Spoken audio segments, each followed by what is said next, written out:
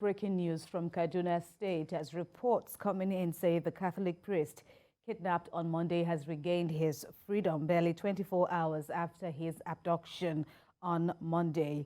Well, the Catholic priest was kidnapped at the rectory of the St. Charles Catholic Church in Kauru, local government area of the state. The Chancellor of the Kafanchan Catholic Diocese, Reverend Father Emanuel confirmed the incident in a statement on Tuesday. At least 5 priests of the Catholic Archdiocese have either been kidnapped or killed by armed bandits within the last 1 year. And in Kaduna State, the mood remained sober as residents continue to demand for improved security from the government and security agencies. We have joining us now TVC News correspondent reporting from Kaduna State, Lupa Assam, for more on this breaking news. Hello there, Lupa. Sharing news from your end. Tell us more about this latest discovery.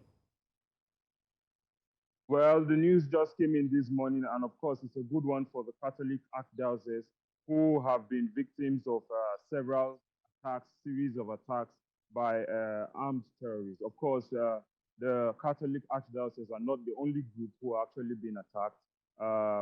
We still have families of the train attack victims in captivity. Tomorrow makes it 100 days since that attack and they were kidnapped. So coming back to the Catholic story, they were actually very disturbed. They raised alarm. They said, look, our priests are being kidnapped. Our members are being kidnapped. At least 3 priests have been killed. 1 has been kidnapped for over a year now. We don't know if he's still alive. And then Reverend Father Silas Emanuel was kidnapped on Monday. So, of course, they were very, very bothered. And they said, look, this calls for very, very serious concerns. Much more should be done to ensure that Catholic priests are not being kidnapped. All right. So, but do we know how he was found, how he was rescued alive? What are you hearing at this time? Because at a point, there was no word from the kidnappers as to any possible demands, and only for this news to break cheerfully that Reverend Father Silas had been found.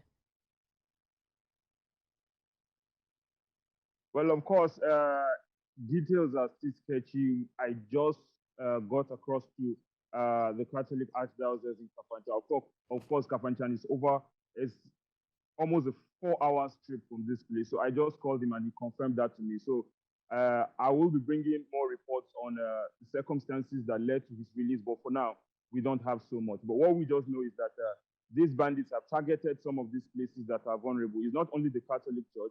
Basically, the people have targeted places that are vulnerable. And it happens to be that some of these Catholic churches are located in areas that are not so secure. So those are some of the concerns. But of course, some other people have also thought that, listen, one of the reasons why these bandits are attacking the Catholic Church and kidnapping the priests, maybe because they think they could get so much money from there. But for now, we don't know if ransom was actually paid for his release, or we don't know what happened actually, but we just know that he regained his freedom and is back with the Catholic family in Kafanchan.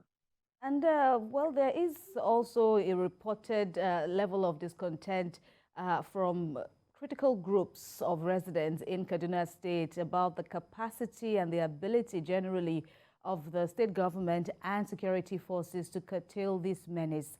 What are you hearing, to balance this issue of whether indeed the government is doing enough to take care of its residents? Well, of course, I will begin with the position of the Kaduna State government. The governor has insisted that there's going to be no form of negotiation with bandits.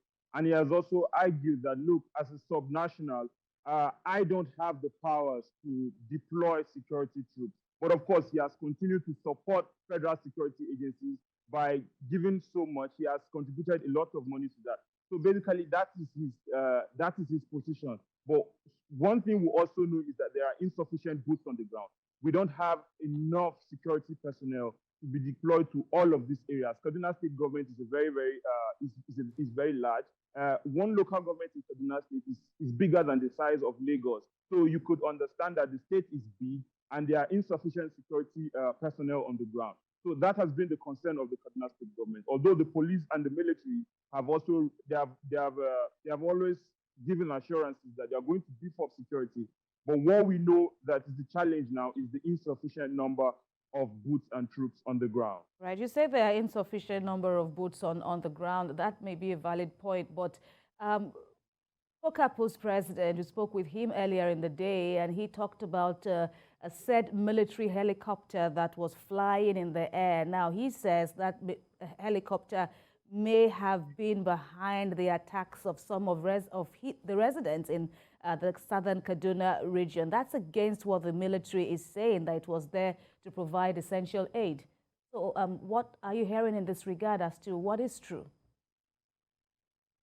Well, of course, we visited the area. Some of them, they showed us, they had their evidences to say, look, this helicopter provided air support for these bandits against our locals. But then the Kaduna State government argued that, look, that helicopter was there to provide air support to deter the bandits before the arrival of the ground troops. So for now, that is what we have about that. But then the Kaduna State government has renewed its commitment to end some of this insecurity. It has established a peace commission to also negotiate with these people, to also consult with some of the critical stakeholders in this place to ensure that, look, some of these things are brought to an end. So for now, we're just looking to see if these efforts will yield positive results. There are some correspondents reporting live from Kaduna State with breaking news that Reverend Father kidnapped on Monday has now been found. That'll be all for now, Lupa. Thanks a lot.